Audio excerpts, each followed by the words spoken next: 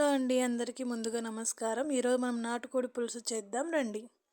దానికి కావాల్సిన పదార్థాలన్నీ ముందుగానే రెడీ చేసి పెట్టుకున్నానండి. ఇప్పుడు మనం స్టవ్ ఆన్ చేసి స్టవ్ మీద కుక్కర్ పెట్టేసుకుందాం. కుక్కర్ కాస్త వేడైన తర్వాత ఇందులో కాస్త ఆయిల్ వేసుకుందాం.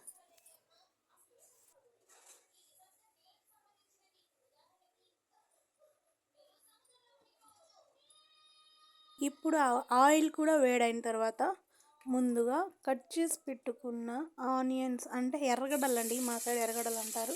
సన్నగా తరిగి పెట్టుకున్న ఎర్రగడ్డ ముక్కలను అందులో వేసి బాగా వేయించుకోవాలి. బాగా లైట్ బ్రౌన్ కలర్ వచ్చేంత వరకు వేగాలి.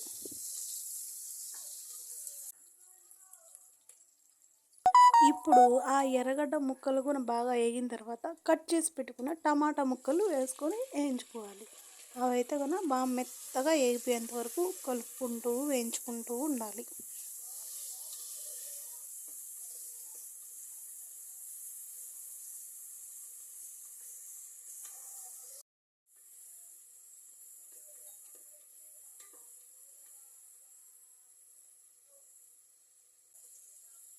ఈ టమాటా ముక్కలు కూడా ఇలా మెత్తగా వేగిన తర్వాత ముందుగా మనం రెడీ చేసి పెట్టుకున్నాం కదా పక్కన ప్లేట్లో ఈ కొబ్బరి పొడి, నెక్స్ట్ చెక్క లవంగాల పొడి, ఇది పసుపు, దాని తర్వాత ధనియా పొడి, దాని తర్వాత కారపొడి, దాని తర్వాత అల్లం వెల్లుల్లి పేస్ట్. నేను పేస్టే వేస్తాను, మీరు అల్లం వెల్లుల్లి బాగా చక్కగా ముద్ద చేసుకొని వేసుకుంటే బాగుంటుంది. ఇప్పుడు ఈ మసాలా పొళ్ళని దీంట్లో వేసిన తర్వాత దీన్ని బాగా కలుపుకోవాలి. మొత్తం ఆ టమాటాలు, ఎర్రగడ్డలు, ఈ పొళ్ళు, అల్లం పేస్టు మొత్తం అంతా మిక్స్ అయ్యేలాగా బాగా కలుపుకోవాలి.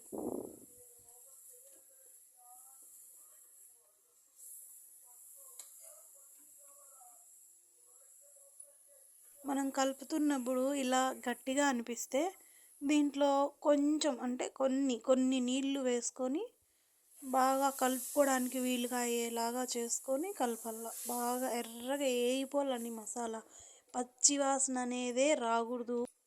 మసాలాలో నూనె తేలేంత వరకు వేయించుకుంటే పచ్చివాసన అనేది రాదు. ఇప్పుడు దీనికి కాసేపు మూత పెడదాం. తర్వాత మూత తీసి చూస్తే ఇలా ఎగుతుంది. అప్పుడు కొంచెం మనం సరిపడా ఉప్పు దాంట్లో వేసుకొని ఇలా వేగుతున్న దాన్ని బాగా గరిటెతో కలుపుకోవాలి. కింద అడుగంటకుండా బాగా కలుపుకోవాలి మసాలాను.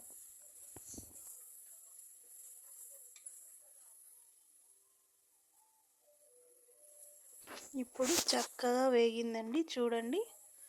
ఇప్పుడు మనం ముందుగానే కడిగి 1-2 సార్లు కడిగి శుభ్రంగా చేసుకున్న నాటుకోడి ముక్కల్ని ఇందులో వేసి మసాలాలోనే బాగా వేయించాలి. దీన్ని మామూలుగా కూడా పక్కన ఉప్పు పసుపు వేసి వేయించుతారు, కానీ ఈ ముక్కల్ని మసాలాలోనే వేయించుకుంటే చాలా టేస్ట్ ఉంటుందండి కూర.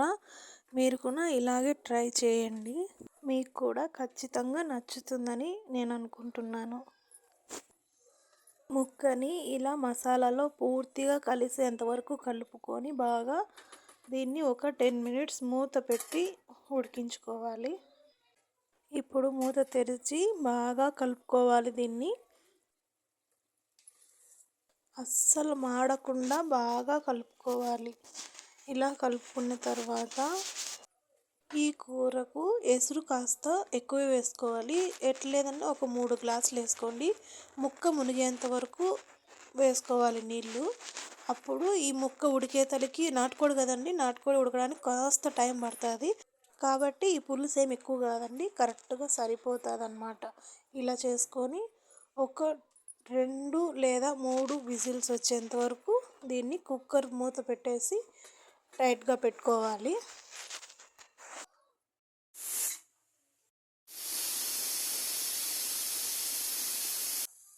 మొత్తం 3 విజిల్లు వచ్చాయండి.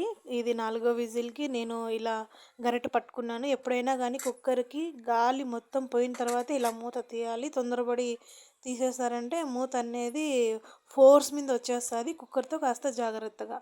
ఇప్పుడు మన కూర విషయంలోకి వస్తే ఇప్పుడు కరెక్ట్గా ఆ ముక్కకి, ఆ పులుసుకి కరెక్ట్గా పర్ఫెక్ట్గా సరిపోయిందండి. ఇదే ఇంకా దీన్ని కొంచెం దీంట్లో కొత్తిమీర అనేది మనం కట్ చేసి కడిగి పెట్టుకునే కొత్తిమీర అనేది లైట్గా చల్లేసి ఒక 5 మినిట్స్ అలా పొయ్యి మీద పెట్టేసి దించేసుకోవడమే అండి. ఇంతటితో మన కూర సూపర్ సక్సెస్గా కంప్లీట్ అయిపోయింది. నేను కూర చేసిన పద్ధతి మీకు నచ్చినట్టయితే మన ఛానల్ని ఖచ్చితంగా సబ్స్క్రైబ్ చేయండి.